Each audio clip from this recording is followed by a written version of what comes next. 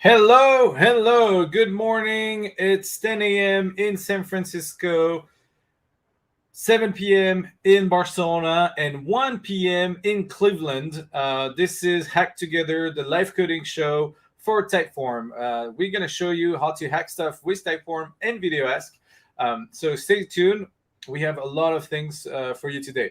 And today I'm joined by Andrew, who is joining from Cleveland. Is that right? Yes, Cleveland, Ohio. Thank you, Nico. Great to be here. Yeah, exciting for this new episode of Hack Together. Is the first one of the year. Um, what uh, what are we gonna hack? What are we gonna do? So we have a hack put together for a couple tools. So let me back up. I was going to get into the tools first, but let me kind of explain broadly the use case here. So let's say that you have created a video ask and you are collecting testimonials, right? So you've captured, a bunch of glowing testimonials from your customers. But what happens if you want to kind of compile all those individual videos and testimonials into, one cohesive video? Because right now in VideoAsk, there's not just like a built-in way to, click, download all, and it kind of compiles this into one video. So what we're going to be hacking together here is exactly that, where you create, one cohesive testimonial video. And to do that, we're going to use three tools. So VideoAsk, and then also Integromat, and an amazing tool that Nico and I found called Shotstack, which is kind of like a video editing tool. So yeah, really excited to put this together. Yeah, nice. And I think I should have start from this. Is who are you, Andrew? Why you're the best person to be on the show today with us and showcasing all those great stuff? Well, that's a better question for you, Nico. Why'd you have me on? But no, just kidding. So yeah, I work at VideoAsk. I'm a support advocate. So basically working with people day in and day out, working with customers to help them kind of get the most out of the platform, answering all their questions. And it's funny, actually, earlier today, we had a question come through from someone asking how to do exactly this. And so I was really tempted to just send them this link and be like, hey, watch this later. But yeah, so that's basically what I do day to day. And I've really enjoyed the past couple months really diving into Integromat and also doing some things with the VideoAsk API to, again, kind of explore some new use cases and more advanced things that you can do with the platform. That's really cool. So if one thing that's particular about the VideoAsk team, I will say, is like if you have a question about VideoAsk, you're going to use the VideoAsk. You add this question to the VideoAsk team, and it's most likely a person that's going to be face to face answering your question. So if you have a question about VideoAsk more on technical level, there's a good chance you're going to talk to Andrew after this. Yes, and it's really fun to see people face to face. It's definitely a great way to communicate, and that's why I love VideoAsk so much. And I'm excited to jump in here. Awesome. So I'll tell you where this for me where this idea comes from. A friend of mine who's a developer advocate at Postman, she posted a video where she asked people like, "Oh, what is your favorite Postman feature?" And I think she did that manually, where people had to submit an actual video file and assemble everything together. And so she spent some time collecting all those video files from Slack, from emails, from people sending on WhatsApp, and then spending some time on the editing to put the names of the people. And so here, I think we have a better way to do this using VideoAsk. And I went ahead and I shared this with some of our team members and some people in the community. So I've created a small VideoAsk where I just asked a simple question of like, hey, what is your favorite Typeform feature? And this is like the bunch of responses we had. We had about 8 or 9 responses. And so now, and you see James here, who's part of our community. Now we have to put everything together, right? Yes, it's like we went to the grocery store, we got all the ingredients, and now it's time to cook something amazing. Yeah, and the idea is that it's going to be something that you can share on social media. Like in the age of TikTok, in the age of Instagram stories, you want to select 3 or 4 really highlight comments and have a video that's ready to share. So you don't have to spend time in the editing in what is it, iMovie or all the video editing Yeah, tools. Final Cut, Premiere, all those great tools, but yeah, you want to automate it if you can. Okay, so how are we going to do this? I think.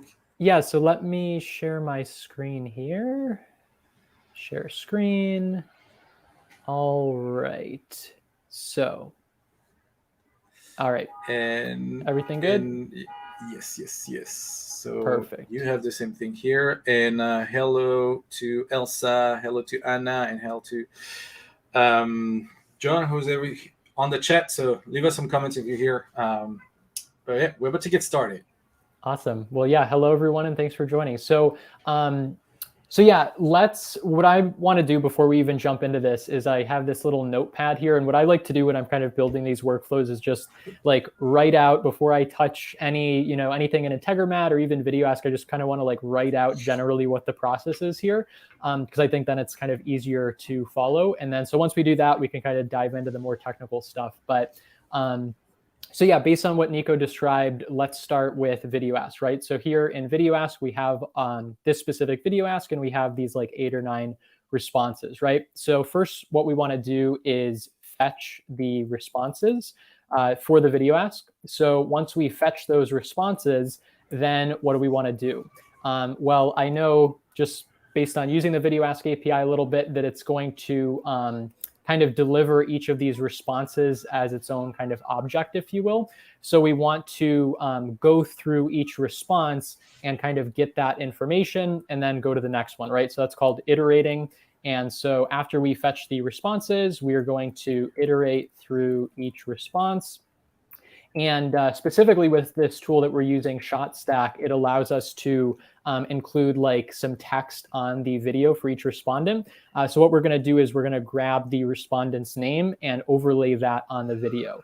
So it's going to be part of this kind of loop, this iteration that we're doing. And I'm going to indent this. Yeah, because that's a feature from VideoAsk. When you collect the response, you collect the video, but you can also ask the person who is responding what is their name, what is their email. And I added a small thing where they also tell me what is their title, like who they work for. Yeah, that's great. I didn't even think about that. So yeah, we can try to even do something with the title there as well. So that's great. Let me mute that. Okay, so we're going to fetch the responses. We're going to go through each one. After we go through each one, we're going to, it's going to give us the information like the video URL, their name, probably title as well. So then we can basically grab name or title and overlay in Shotstack. And then once we get that individual video URL, that kind of edited video with the response and their name on it, then we can add response to kind of like a list of our edited videos. And then finally, once we have all those responses, all those edited videos with the text that we want, then we can finally kind of assemble that in Shotstack and just kind of stitch it together as one video. So really, we're doing 2 things here. We're taking the initial response for each person, adding that overlay text, and then once we do that, we're kind of assembling all those edited videos into one. So then finally here, we can write stitch together videos in Shotstack. And I'll say edited video, so it's a little bit more clear. And then finally, we're going to upload this to Twitter, right, Nico? Yep. Perfect. So upload to Twitter. Okay, so now we have, again, just kind of a basic workflow here written out. I just always like this as a point of reference because sometimes when you get into the weeds here, you just kind of get lost in all the technical stuff. So I kind of always like having something like this as a guide. So now that we've done that, let's jump into kind of VideoAsk and Integromat. So I'm going to jump into Integromat here, and we have this hack together folder. So I'll create a new scenario. This is some testing that we were doing before. So I'll start from scratch here. And if people are not familiar with Integromat, so we could do everything that you have described through code and jump directly into code and write everything, put a small script.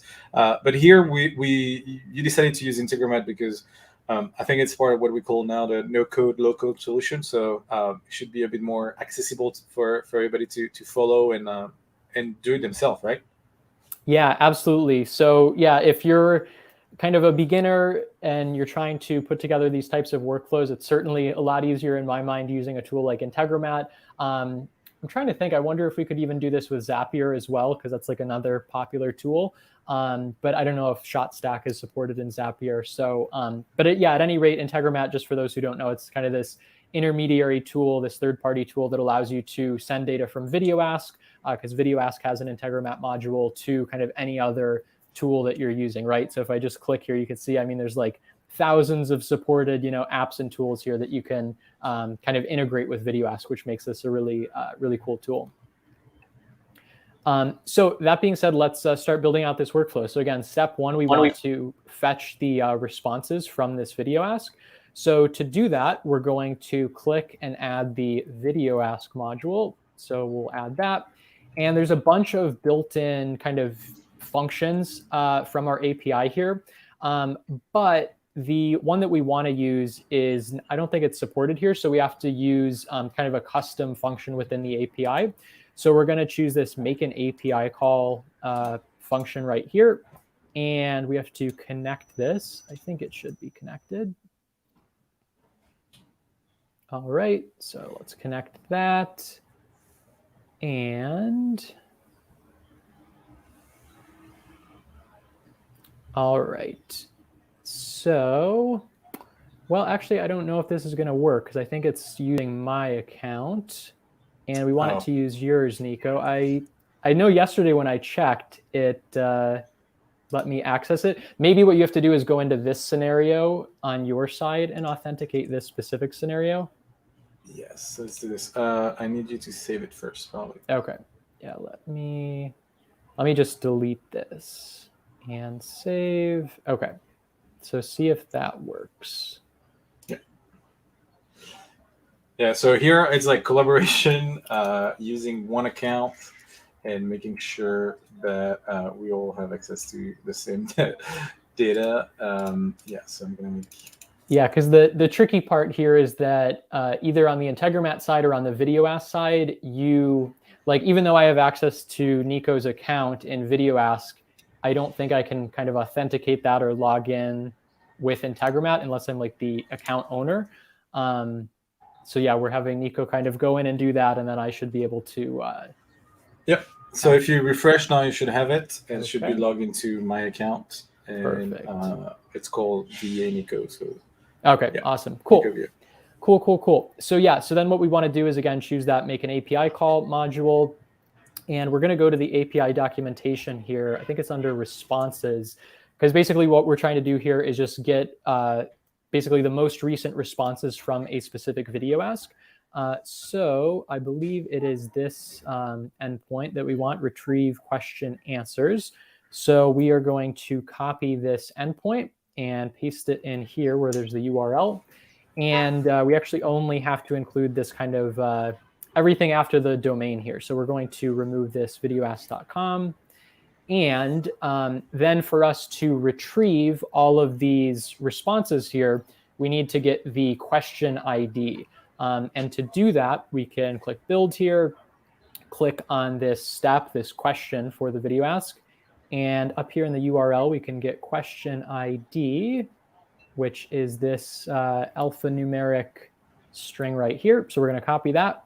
And it's because a VideoAsk can have multiple questions, and so if you want, you can just get the answers for one specific question. Right now, our VideoAsk only has one question, so it's quite easy. Yeah, that is that's helpful context here. Because when I first started kind of using VideoAsk, I was confused as to like what question ID is. So yeah, it's like a unique identifier for the question, the step. And then the rest of this should be good. There's this query parameter that says limit 20. So this is if we had more than 20 responses, we would want to kind of go through this multiple times and get all those responses. In our case, it's fairly easy because we have like 8 or 9 responses, so we don't need to kind of repeatedly go through here. But so we have that. The method, I believe, is get, which is here. Yeah. And then all of this headers and authentication, we don't have to worry about that because Nico's basically already done that by logging in here. And yeah, I think this should be good. So we can now run this and make sure that it's pulling in the proper data. So let's do that. And we have a response here. In the body, we have results. And so those are those 8 responses that we got, right? So if we click, we can open them up. And we have, email, name, the title, like you were talking about, Nico.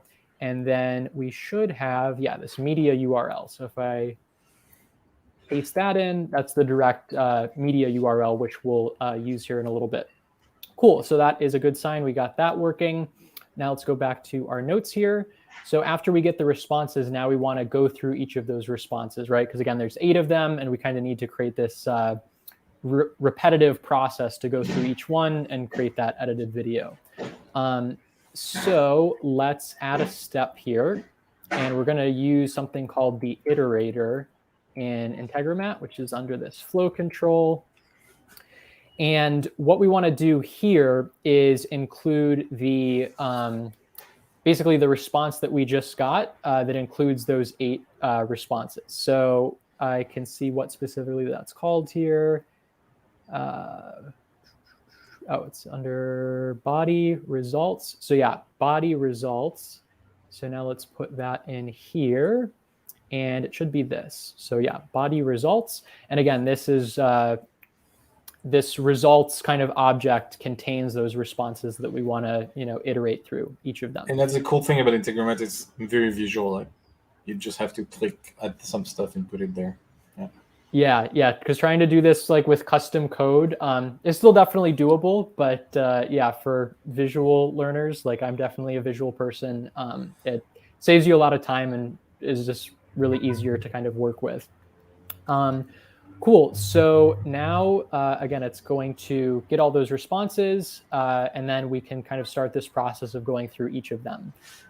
After we have this iterator set up, now is where we want to bring in Shotstack. So again, what we want to do is grab basically the video URL and the person's name or even their title, and then create that edited video, and then we'll kind of continue from there. So now let's add another module here, and we'll search for Shotstack. And again, this is the video editing tool that we're using. And here we're going to use this create an overlay. And this will allow us to, again, overlay a number of different things on the video, but we'll specifically use this title overlay. And for the source URL, we are going to grab the media URL for that response in this kind of most recent iteration, which will make more sense later. So let's search for I believe it's called media URL. Yeah, so it should be this. And again, each time it's going through each response, it's going to get that specific URL, and the title will be the person's name. So let's search for name here. And yep, contact name is what we want. Again, maybe once we get this initial version going, we can make it more fancy with like title as well. Or actually, why don't we just do that now? We can just add a comma and product name. So in this case, Nico, do you want to explain a little bit about like product name and the contact form, and maybe how you customize that to like make it title? Yeah. So great thing about VideoAsk is like there's a standard way to collect contact details, so a name, an email, a phone number. But there is also another field called product name. But this is not really what I was looking for. I was not looking to collect the product name. So what I did is, instead of calling this product name, I went into VideoAsk, changing this placeholder text that you were hovering, and instead call it role. So in the API, it's still called product name, but when people are answering it, they not see the product name, but they see role instead. So the prompt is different. The API is still the same. That's why it could be confusing. Yeah, so that's a really great kind of hack within the bigger hack that we're doing here for kind of customizing that like placeholder text.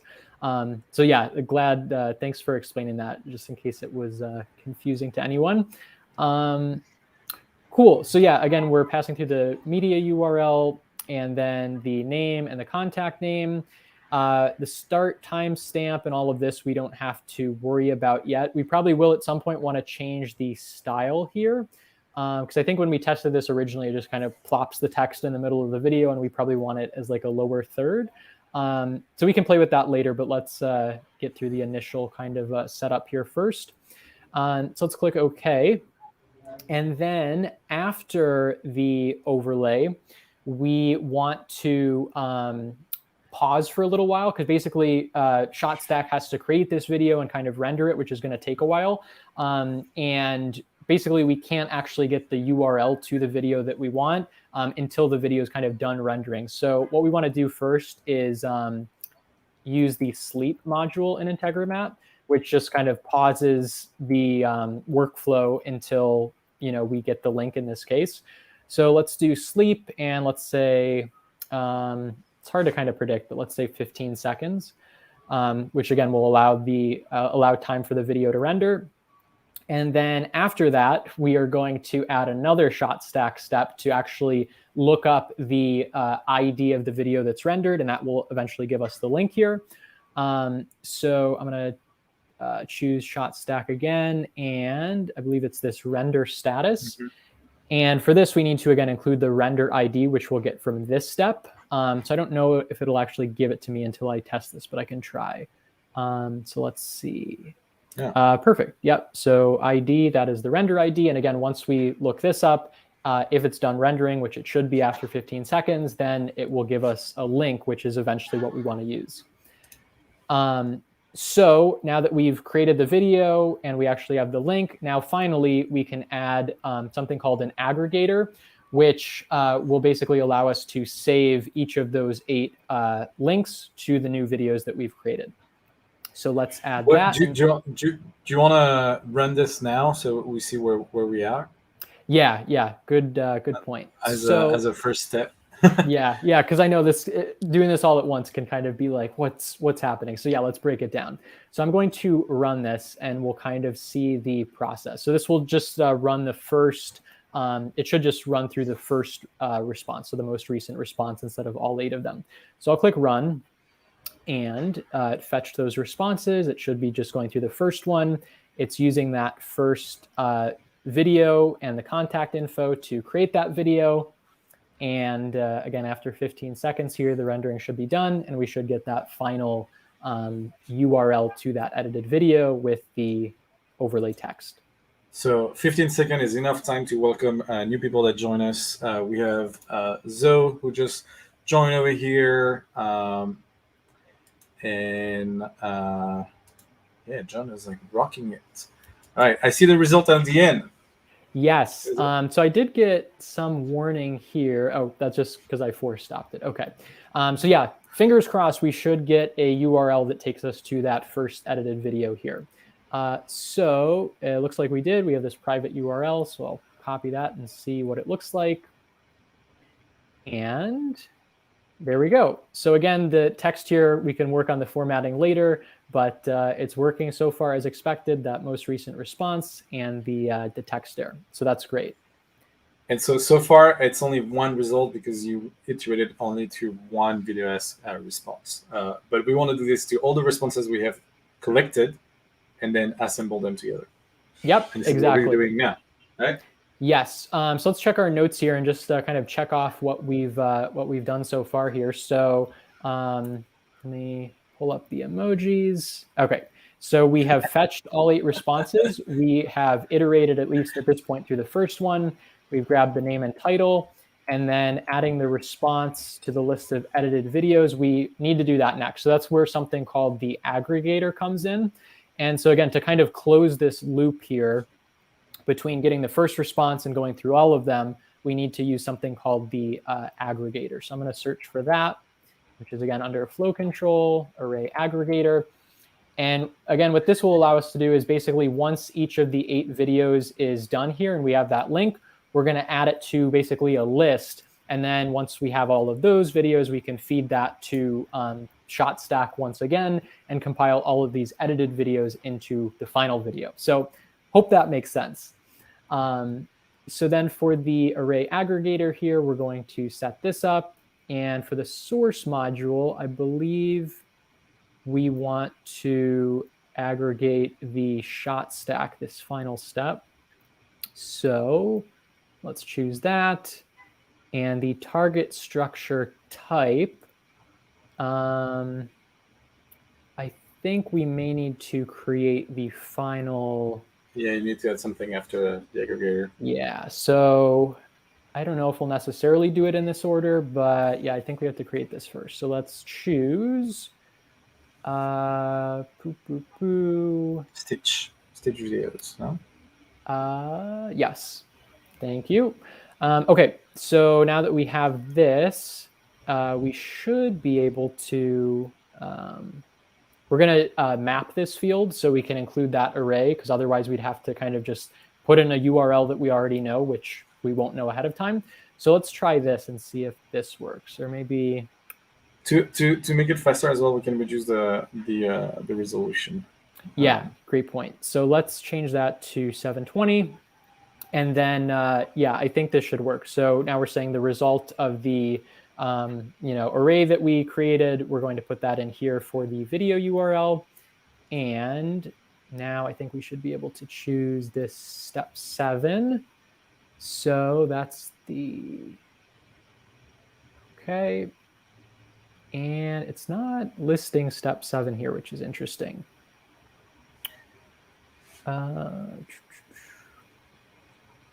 Maybe. Oh, okay. I see what this is doing. So we actually have to change this from, we don't want it to be this step. We want it to be this step 2 to kind of create this loop. So let's change this to step 2. And okay, so again, this is the loop. So we're starting on response 1. We're going all the way through, adding response 1's link at that final part. Then we're going through each response and doing that. And then when that's done, we can include that final, all of those media URLs here in this step. So I think this should work. And the target structure type, okay, now that's popping up. So yeah, I think this should work if we change this. And I think we can just leave that blank. Maybe not. You have to tell where it's coming from. Yeah. So it will be the public URL probably. That you get from the get render status. Oh, right. So yeah, this should be, yeah, exactly. Okay.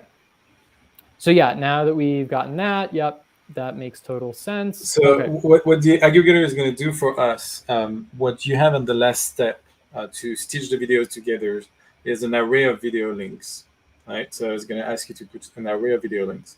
And what we're going to use the aggregator to do is to create that array. And so now we're telling the aggregator for each element in this array, use the URL we get from Shotstack. Right? Yes. Yeah, exactly. Well said. So now if we run this, what it should do is, again, get those 8 responses for each of them, go through, create that edited video with the text on it. It's going to put all of those 8 video URLs here in the array. And then after all those are done, it's going to put those 8 URLs here, which again is going to stitch together that final video.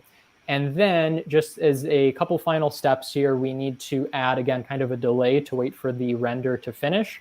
And then once we do that, we can, again, get that final URL, and then that's what we'll use to share on Twitter. So let me just add like 2 more steps here, and then we can test it.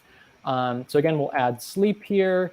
And since this will be a longer video, let's wait, I don't know, like 90 seconds. It's probably overkill, but just to be safe. So let's do that. So that will, again, wait for all of that to render. And then finally, we'll, again, get the render status. So get render status. And for this, we'll use the render ID from step 7. So ID from step 7, OK.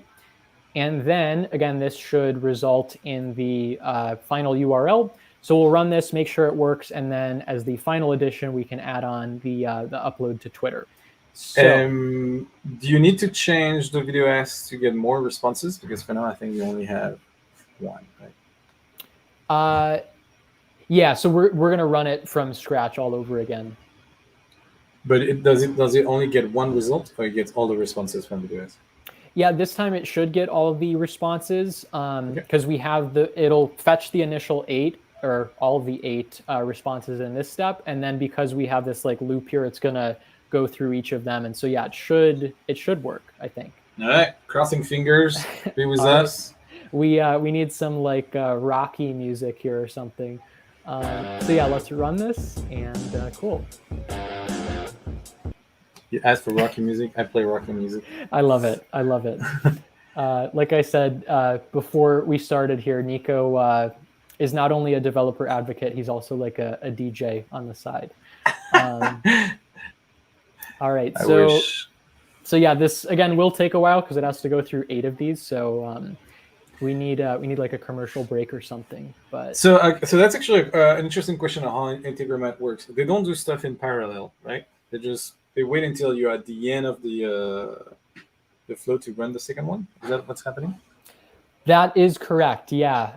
So I actually talked to or asked the Integromat team about this because I was curious because I actually ran into this kind of hurdle before when I was working on a project where if you have like multiple people doing something at once, those people are essentially in a line, right? And so the second person doesn't, the workflow for the second person doesn't start until the workflow for the first person is done.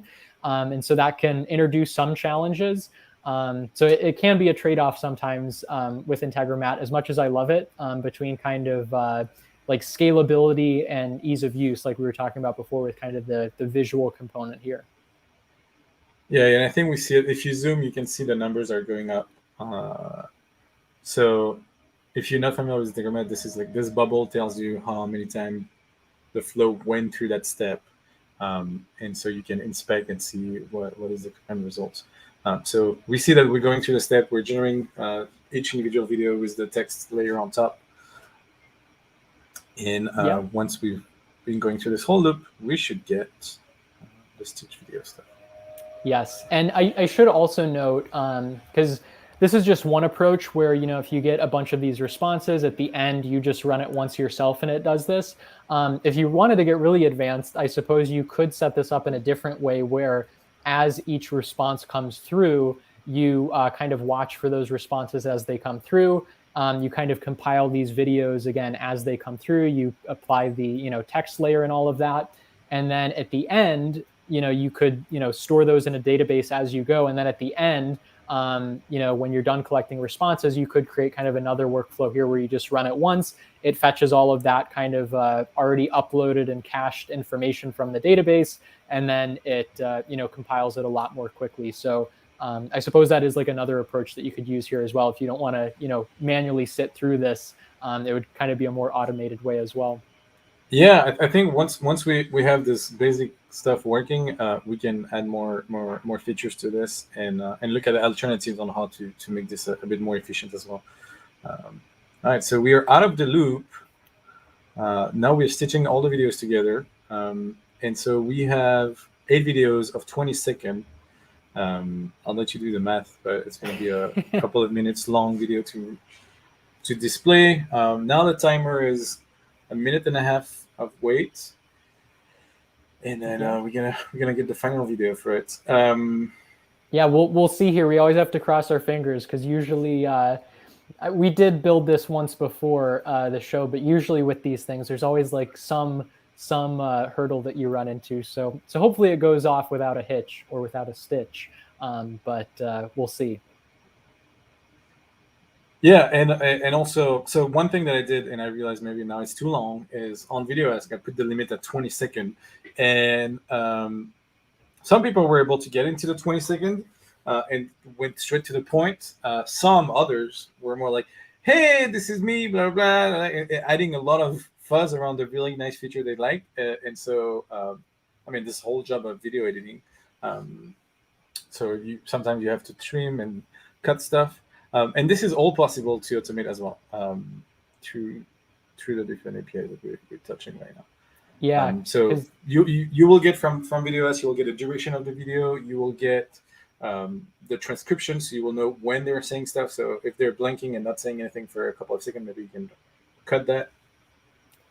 Yeah, that's what's really exciting too, because we had talked about this again before the show, where VideoAsk will give you a transcript of the video as well. So, you could do so many things with that. I was thinking as well, and we'll look at this in a second, but I was thinking as well, like another cool idea here would be using like a natural language API or something like that, or even just using like a list and matching certain text in the response to kind of like pull out the specific feature that the person mentions, and then, include that in the text as well. So if they talk about logic, find that in the transcript, use that. If they talk about, a payment answer type or something like that, use that. So tons of flexibility here.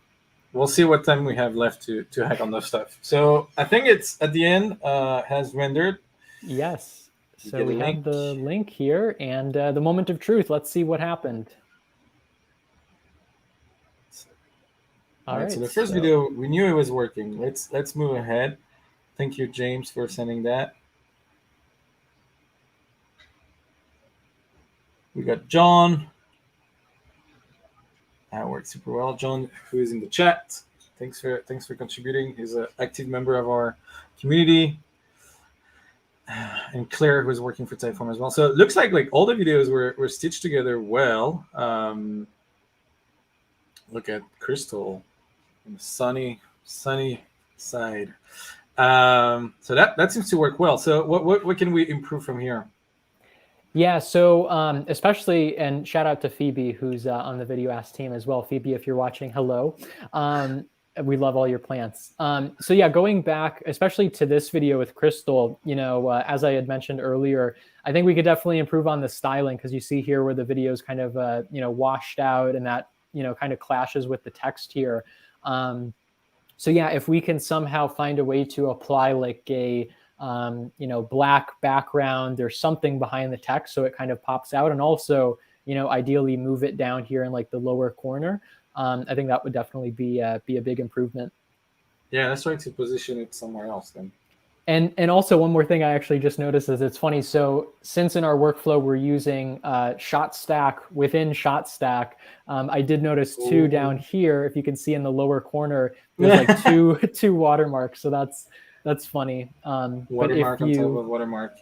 Except this one, it looks like there isn't. Maybe it was just kind of the cropping of the video. But anyway, so yeah, let's. Do you want to try to go in and add that styling as the next step?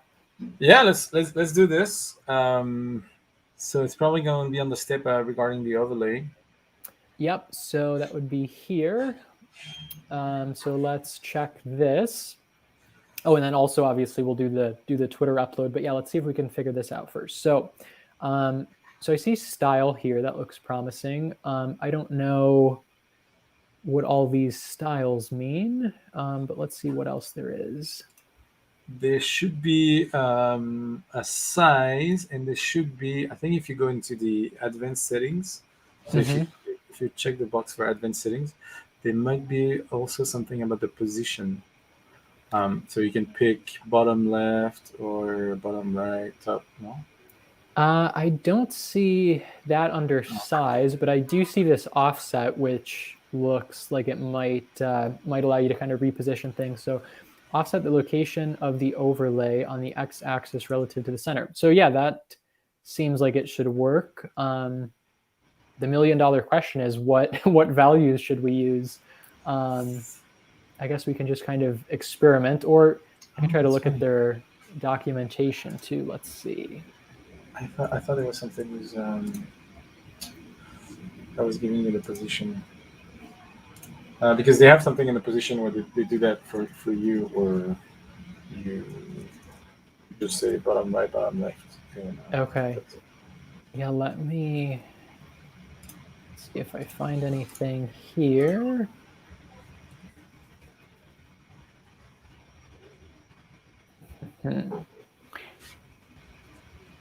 If you find anything too, Nico, and need to share your screen, just let me know and I can stop. I don't see anything relating to overlay or position. Oh, I do see position. Yeah, but it's not. It's funny. It's not in the module from Integromat. Okay. Well, I guess we'll have to do that differently.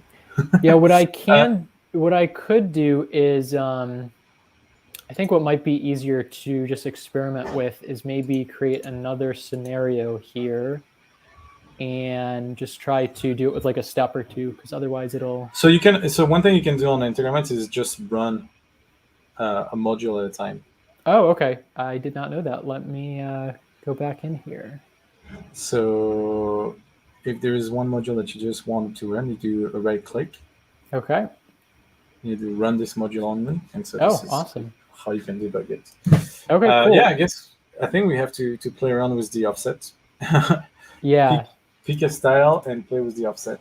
Yeah, I guess let's do size too, because the text did look small. So let's try large, I guess, as a starting point. And for the x-axis, we would. Oh, so for the values here, I'm guessing it's probably like pixels. So if it's it's relative to the center, so 0 might be at the center. Oh, right. So it has probably to be minus to go if you want it to the left. Yeah, and it's in well, the 720p, is that's later, or is it here? No, because if we know the resolution, then that might help us get an idea of like how many pixels. Let's just guess and go from there. So yeah, let's say again, if it's pixels, let's say minus like 250. And for the y-axis, we would want to move it down. So probably, I guess I'll just try the same and we'll see what happens. And do you want to add a background as well for the text? Yes. Would that be style?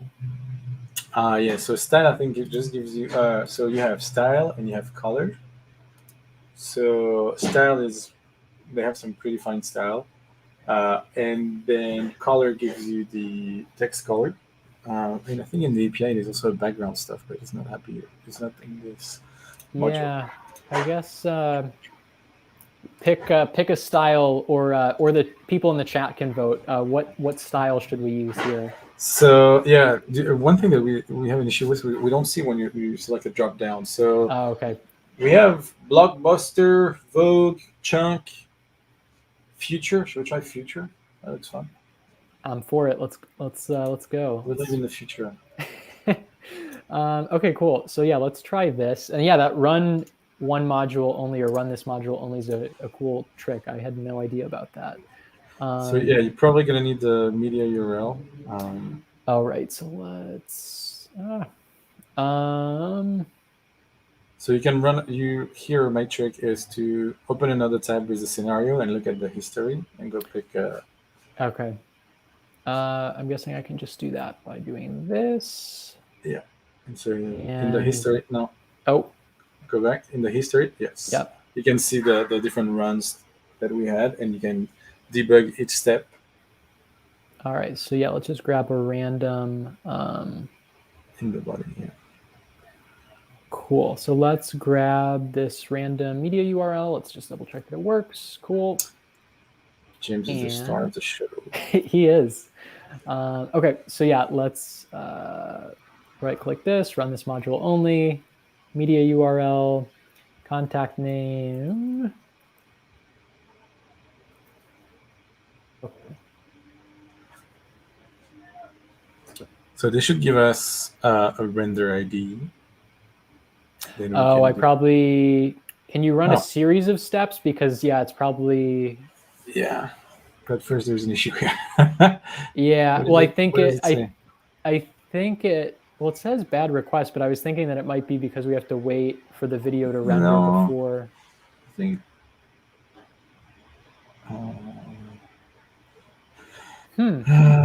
what is it? Interesting. I could just try... Let me just try in a different scenario. That might help isolate whatever's happening there.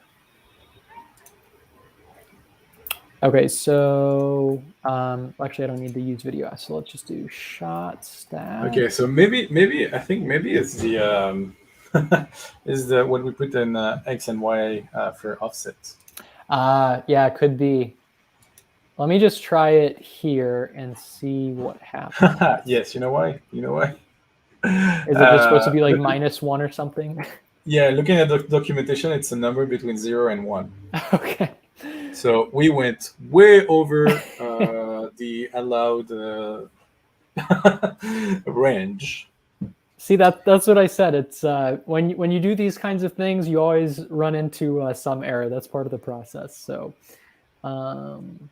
okay, so yeah, let's change this. I wonder how that works though, because I guess think if it's a percent. negative It's one, it just pushes it to like the far left. If it's positive one, it pushes it to the far right.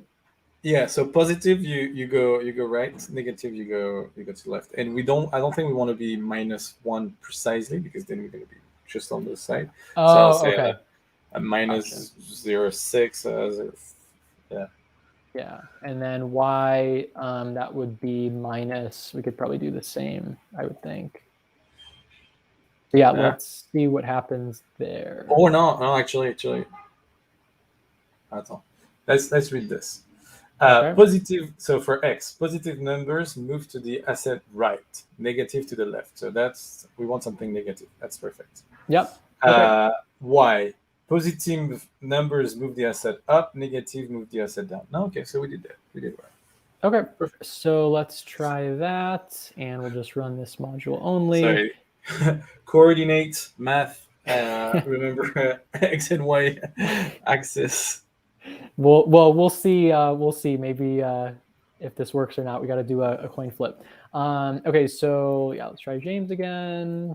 Title. Okay, and let's see what happens. Also, I can't tell if it's still.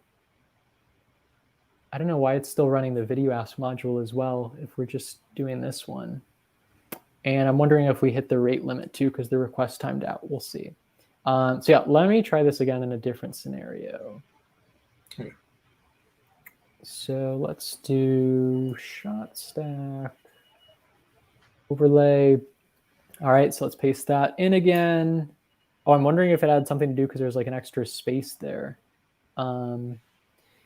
Source URL contains invalid URL. I think it should still work if we remove this token. I think that, yeah, I think it's an authenticated URL call. Oops. What the heck? All right. Interesting. Because that's the first Shotstack, because it's not like we're using render ID or something, so I don't get why that is saying that. If with your Shotstack account, is that, I assume it's just like a sandbox thing, because I don't think the sandbox has limits, right? It's not like a real. Yeah, we shouldn't be limited with anything here. Interesting. All right, so we can try to run this again.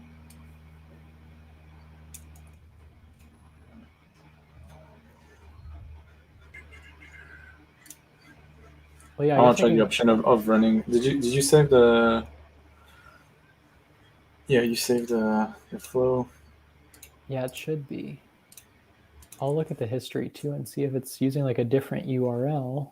But so one thing that could happen as well is that the links that we give you for from VideoAsk, the media URL, is a temporary link.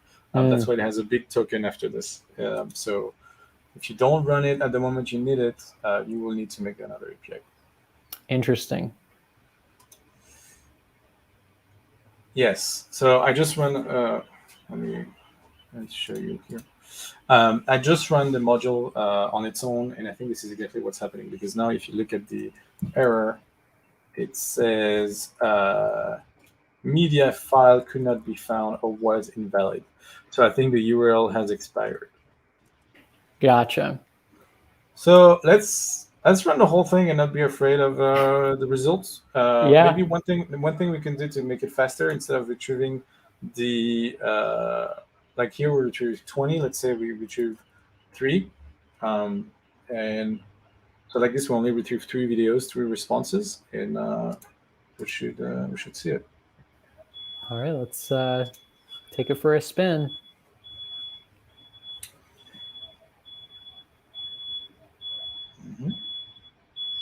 Request was accepted. Waiting for the server. Yes. Okay. All right.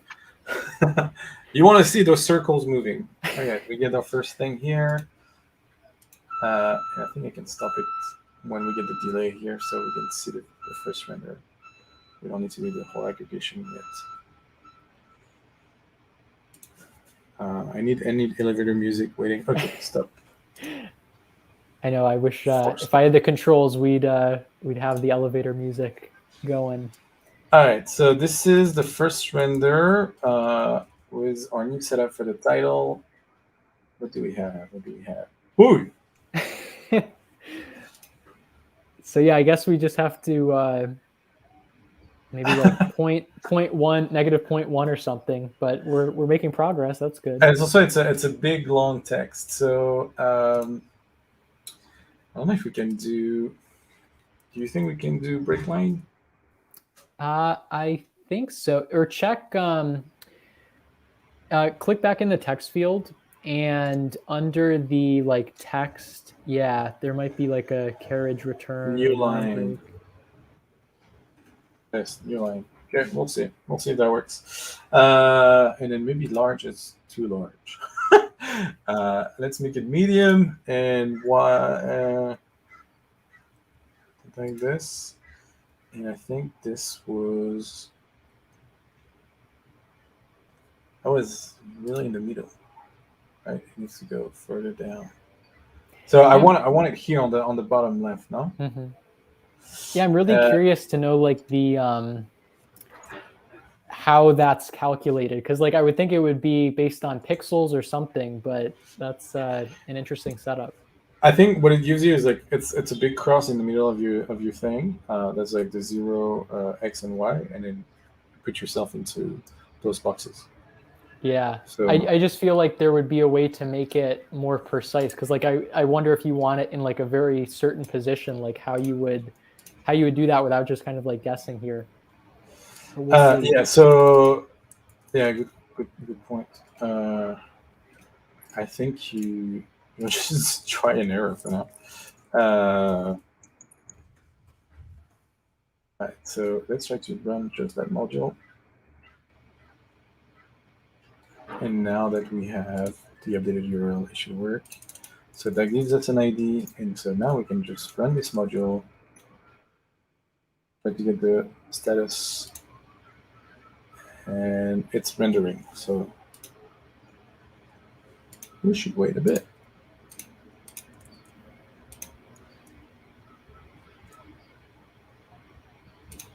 All right, it has rendered. Woohoo! Let's see.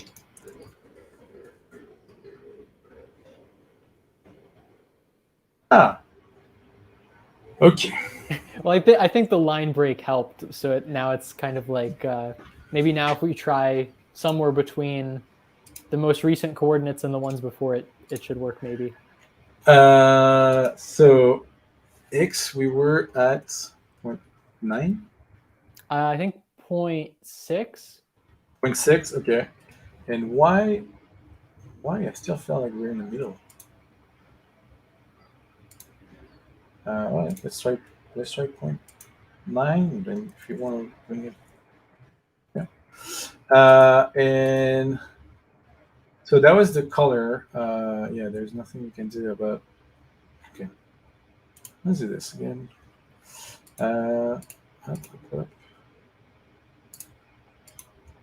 Oops. No. So many copy pastes. All right, so I go back to the flow. I go in the history. I look at what we have executed, and I should find create the overlay. Okay, I should find the source URL that we've been using. So I can do this. Run. Oops. Go here. Yeah, Nico, I feel like you need a copy and paste button on your switcher too. Yeah. All right, so it has rendered, and so now we have to wait to a couple of seconds so we get the final file. Oh, that was fast.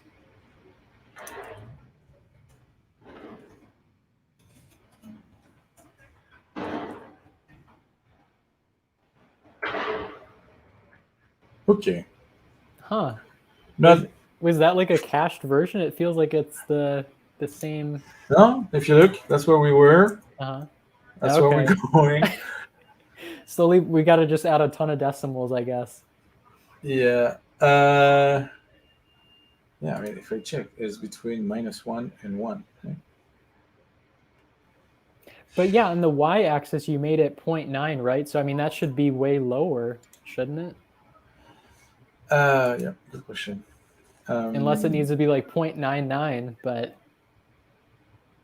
yeah, that's why I'm curious, because I felt like there was something that would give you in a position. But yeah, the other thing that we can do, I wanted to check the HTML. If we wanted to put some styling around it. yeah, that's yeah. I feel like that would help us get there, because then we could probably do something, as the background color, like we talked about, and then the text. Yeah, so let's check this here. Yeah, we're gonna pick exactly what we have as an example here. So let's make this. We want to have 2 lines, so we're gonna do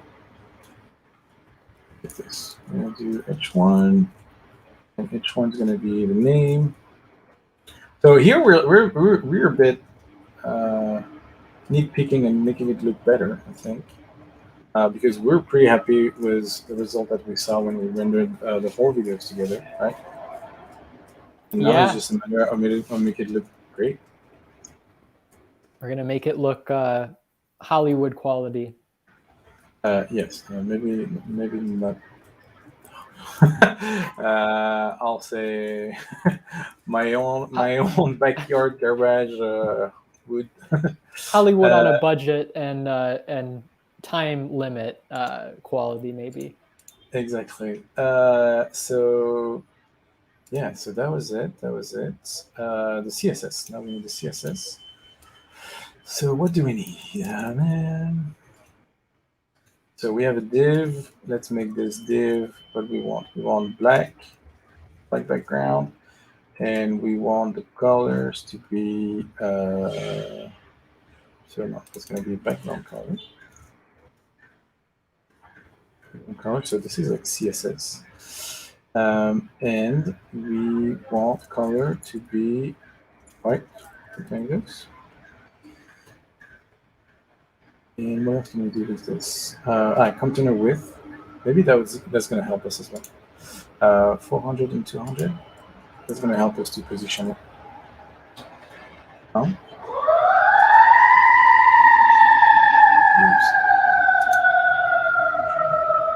All right. So, should we try this again? Let's see. Hopefully the ambulance won't come for the scenario here. Yeah, sorry. Living in a big American city, you hear fire trucks a lot. All right, thanks, John, for watching. I think John is leaving us, but thanks for being here. Yep, thank you. Okay, so it has rendered all our stuff. All right, I'm mute for a second. Sounds good. Cue the music.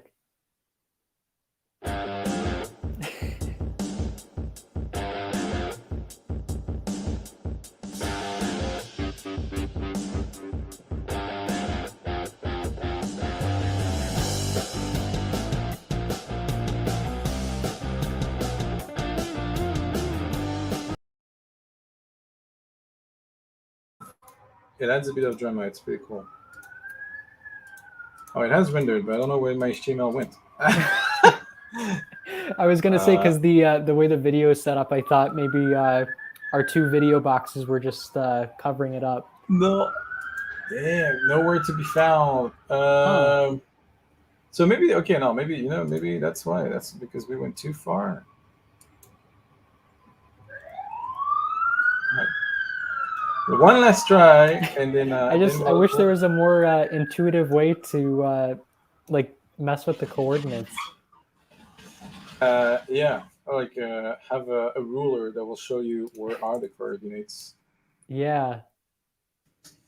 And James, I'm sorry that we're butchering your video with this, but we needed someone to try this out. We always need a guinea pig. All right.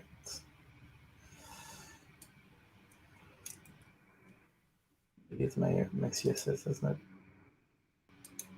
It's pretty basic CSS.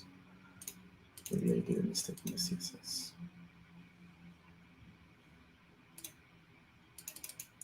All right, what do we get? Oh. I see a black box here. Oh, we can't see it because yeah, our like video picture-in-pictures over. Okay. But that's a good sign. Here, oh yeah, there's a black box. Okay. It's slowly creeping out. All right, so trial and error. This is exactly what we're doing. So maybe it has to be more than this. And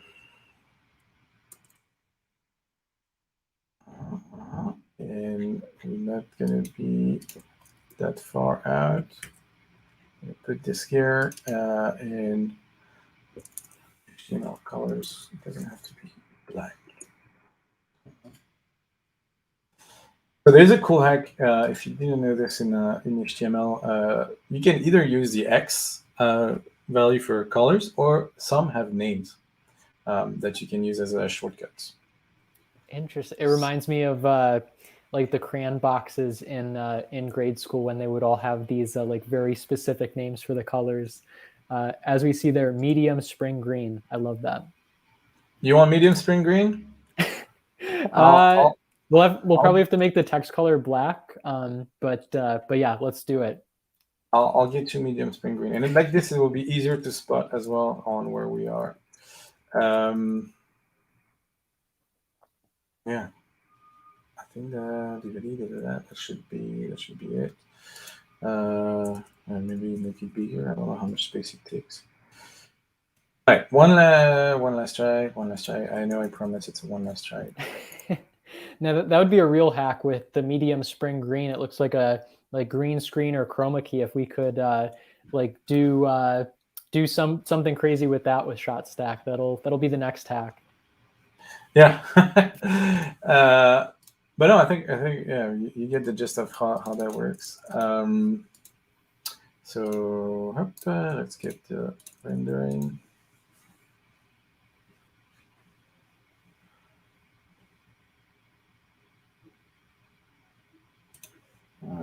All right, come on, medium spring green. Has to be obvious. Ah! Hey, there you go. Okay. Success. So it's quite obvious when you have this box, you know where it is. So hey, that's not too bad. That's actually pretty nice for what we were trying to do. And so if I had to change this, what I would change? Yeah, you see, it doesn't have to be that far down. And you know what we can do? We can do text align. I think that's going to be it, right? So what did you eventually set the y coordinate to? I saw it was like negative or. Yeah, so it was negative 0.5, like 0.5. And when we had it, here, that was negative 0.3 for the x. So I'm going to try a negative 0.2, and I think with this we'll have our stuff. And then what I just changed in the HTML is making everything align on the left side. Gotcha. So the text within the box will be like left aligned now? Yeah. Gotcha. I think it looks like it's right now it's very much everything centered.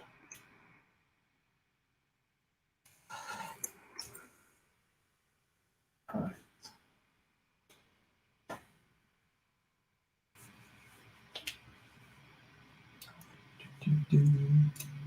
Right, yeah, so the run this module only really saved us here. Otherwise, I feel like we would have spent so much extra time running the scenario. Yeah, and it's a good way to debug. The issue is that you have to pass actual values to the thing. So if your module depends on a lot of other values, it can take a long time. Yeah. Right. What do we have here? Oh,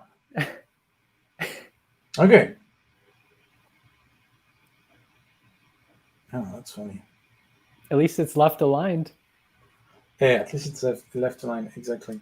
And so you know what we're gonna do? Gonna be like this, and then I forgot what was the. All right, so I forgot what were the parameters, and so the easiest way to do this is go back in the history and check what were the parameters before, and we're happy about this. Right, 0.03. Oh, that's weird. I know. 0.03 and 0.02. No, that's the latest. The one I want is the one before this one. Yeah, so somewhere in between.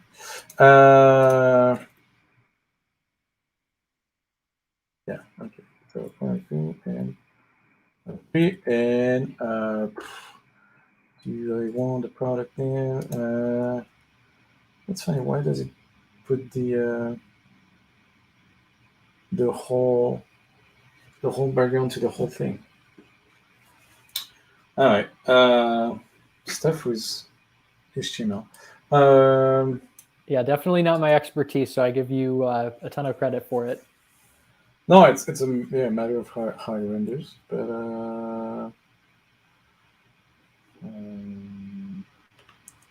what are we gonna do? Let's do this very quickly and make sure. So this is a small pen file. This is going to be the HTML, and this is going to be the CSS, and yeah, should be everywhere. Right. There might be something about this. This language. I just try to correct the space there is between the two. All right, HTML, CSS, line break, and really that's what I wanted. Line break. No, that's not line break. No, line break is how to break between the lines. So it looks like the code that you've written works fine in CodePen, but is it just like an issue with the way that Shotstack is like interpreting it? Maybe line height. That's what I want. Yes. Maybe. So hard to know, to be honest.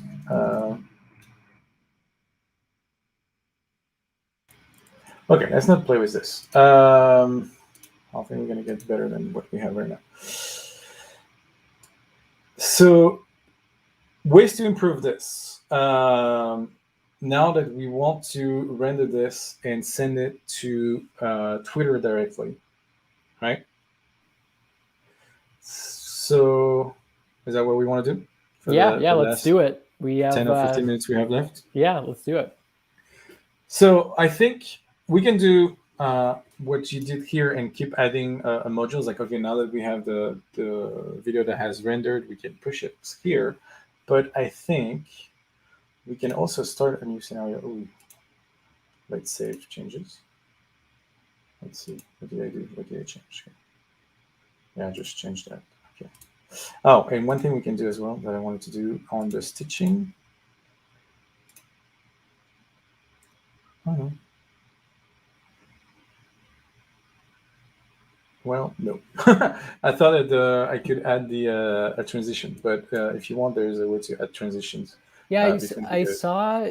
Was it maybe in the overlay? I don't know if that's what you're looking for. I think there was some transition, here. But I don't know if that's what you need. But I think this is going to be transition for the text. Yeah. Which is nice and fancy. We can try that too. But I thought that there was something that we can do. Yeah, no, that was it. Advanced settings, callback. No, we don't need callbacks.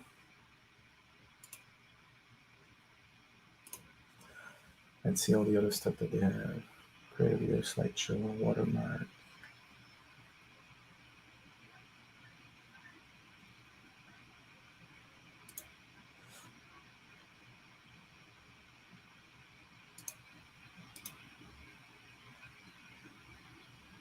Yes, if you were using more the advanced stuff. Okay, we don't need to do the advanced stuff right now.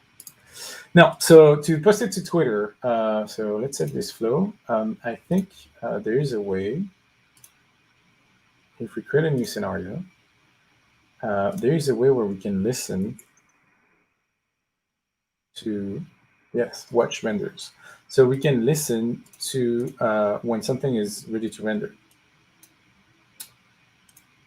And so like this, at the moment it's ready to render, we can just post it.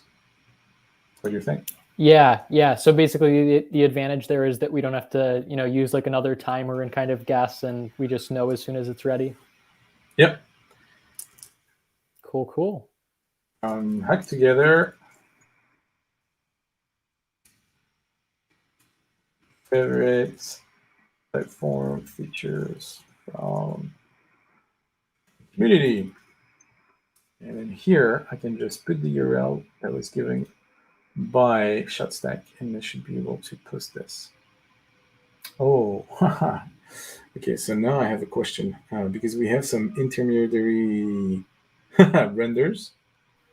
I wonder if it's gonna tweet each. Good question. I wonder. All right, so there's another way to do this. Because, okay, so this is going to be triggered every time there's a new video that's going to render, but because we have some intermediate step that are rendering videos, that might trigger every time. So another way we can do this, and I think we're going to use here, a webhook. So you're going to make this thing available. So this is like on render, Shotstack. So on render, when a video is going to be rendered, we're going to use a callback, call this thing, and it's going to trigger here. Does it make sense? Yeah, so basically you're connecting that webhook that's listening for the render to complete to just that specific final step in Integromat. Yes. So here, when you do the rendering, you can add a callback. And it says the webhook callback is used to receive status notification when render completes and fails. So in this case, we're going to call the other scenario as a webhook. And then would we have to like pass in the parameter with like the render ID, or it'll automatically know? Yeah, so that's a good question. Because if we do that now, right now, as you probably saw, there's something to determine the data structure. And so now here, the thing that I had that was picking up the URL directly doesn't work anymore. So we should look at the payload that we get from Shotstack for this. Callback.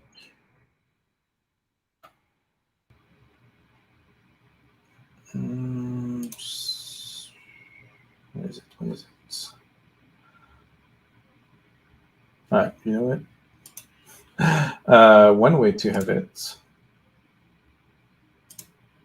Can we turn this on? No. So we're going to turn this on. We're going to turn this on, and here, if I run this module, and I give you a video URL, I can give you the latest one that we did here. You see? Add transition. Here we go. This should give us... okay. I only give it one thing. I need to give it more than one. I give it twice the same. Now there's something to stitch. Yeah, so now there are two video stitches. If I were just giving one video, it's like, yeah, I only have one video to stitch. This is doesn't make sense. And here, we should receive... All right, this is rendering, so it hasn't called the callback yet.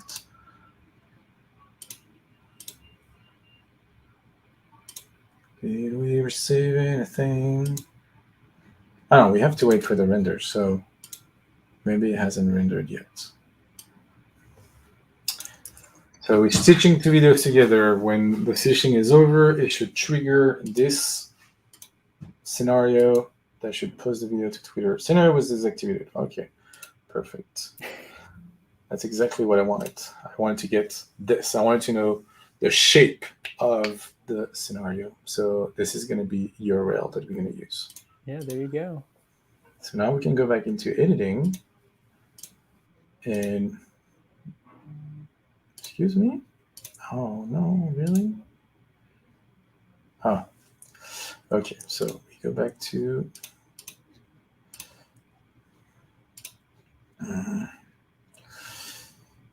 so can we do this?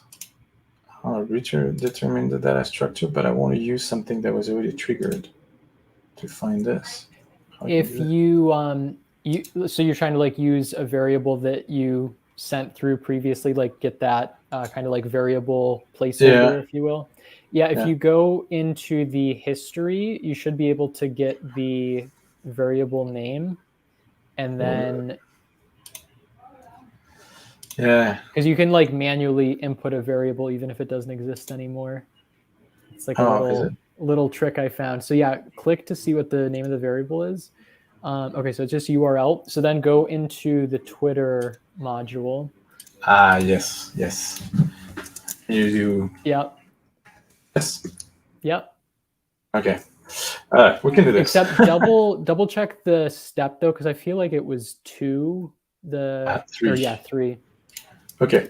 So that's gonna be my quick live from Hack Together. Okay. Best Typeform features from the community.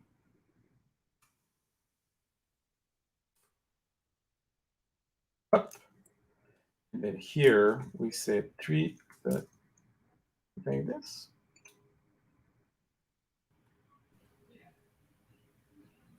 It looks good. This is duplicate. Oh yes, obviously I posted something on Twitter.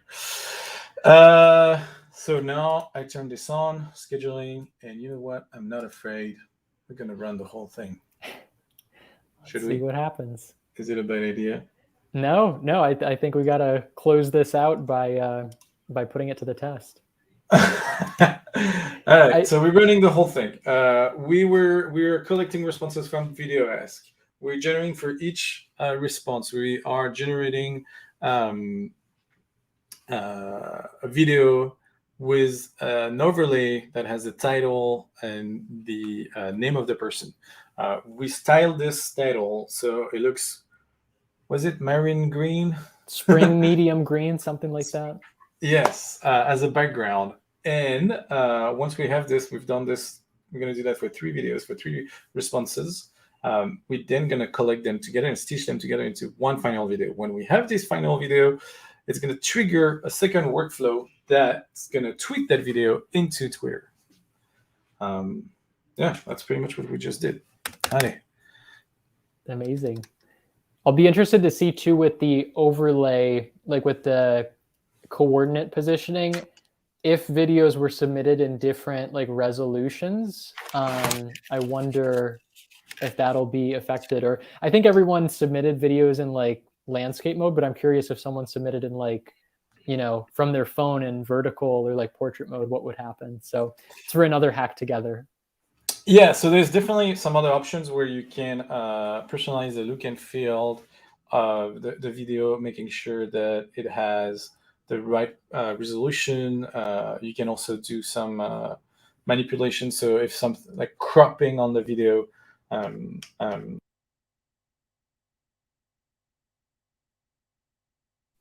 Oh, are you still there, Nico?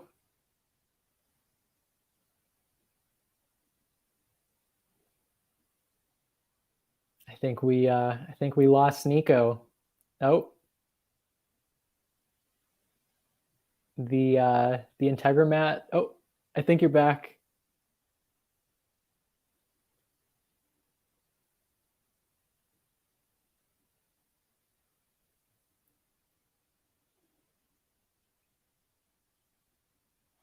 I don't know what's happening.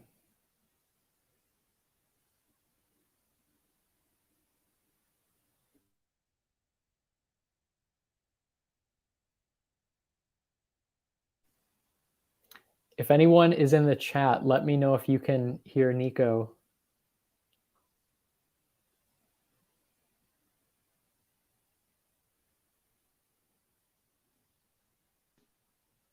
Hello. Okay, now I can hear you.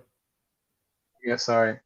Issues. No worries. Looks like... Okay, so I was able to post one thing on Twitter, but not the one I wanted. Damn it. What does it say? Or maybe it hasn't. When did it trigger? Show queue. Show queue. This is what I want. Detail. That's what I want. How I turn this on in the Do you think that maybe it exceeded the character limit for the tweet? If it was a long URL, maybe? No. How can I process the stuff that are in the queue? Try clicking. Is there an option to like run? There should be an option to like manually run this scenario from the main like workflow, and then you can either like listen for new or process existing. Process existing.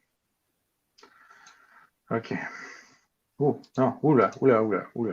No, did it? I didn't see.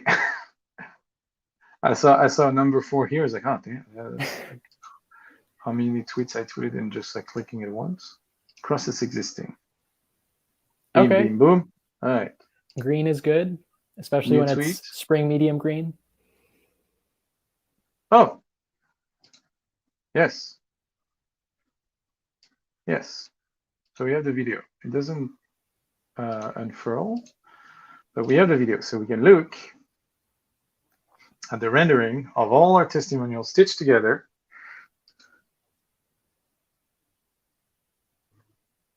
And you don't hear the sound of it. We get James, perfect, 20 seconds.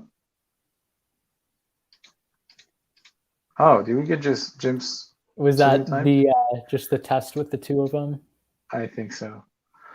Oh, la la la la la la. Nico, what have you done? You see, going too fast.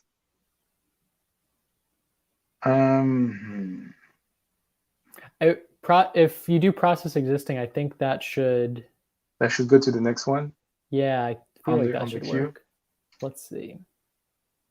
Oh yes, you see it has changed here. Okay. Profile. Let me check. Refresh. All right, that's another.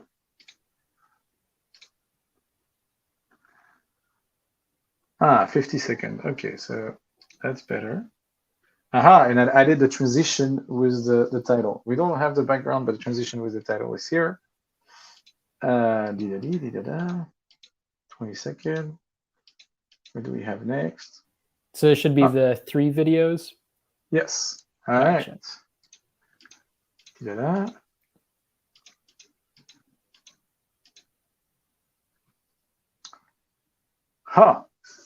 See, transition on title. That looks nice. Okay. That looks nice. I like that.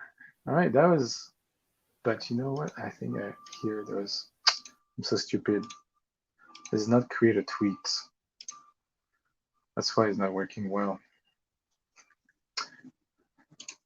I went too fast. Isn't create? There was something about a video. Are you trying to like upload the video itself? Yeah. Maybe there's, what did I do? Advanced settings. That's what I wanted. Yeah,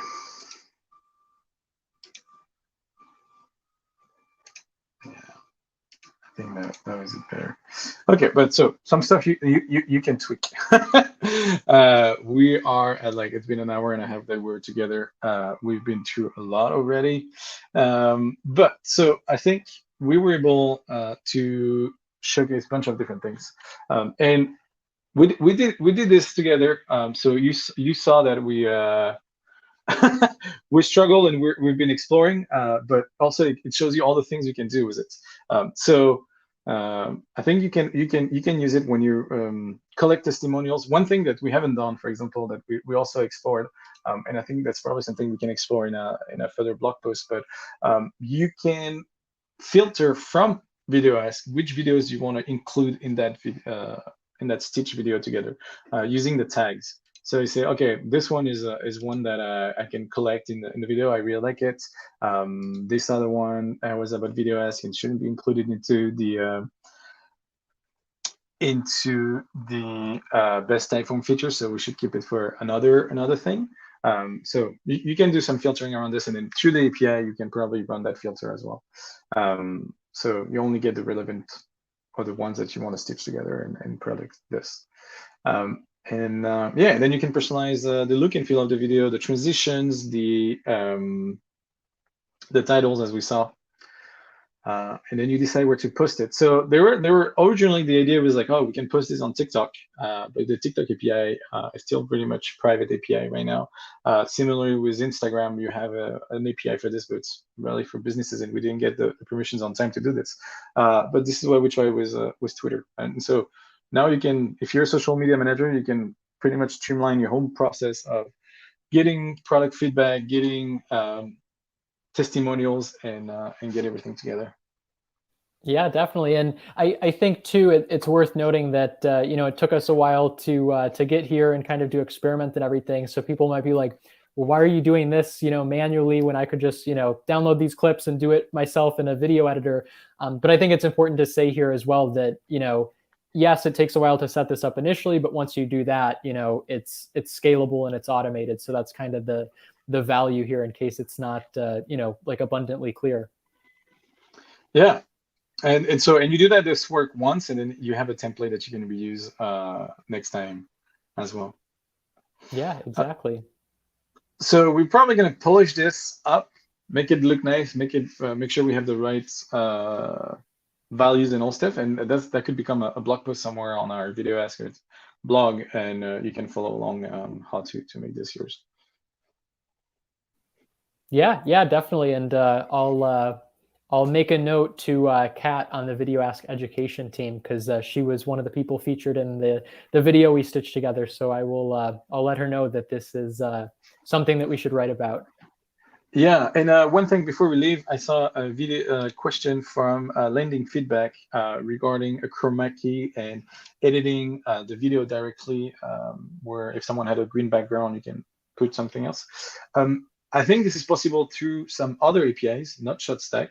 And I don't think I've seen this on Shotstack, but if you do stuff with like Cloudinary and other type of like asset management API, this is definitely something that they support. So it's probably an intermediate step where you would do this and then use Shotstack to get everything together. All right, thank you all for joining. Special shout out to Anna for the new look and feel on the stream. And thank you, Andrew, for being an awesome host and like being here and hacking with me.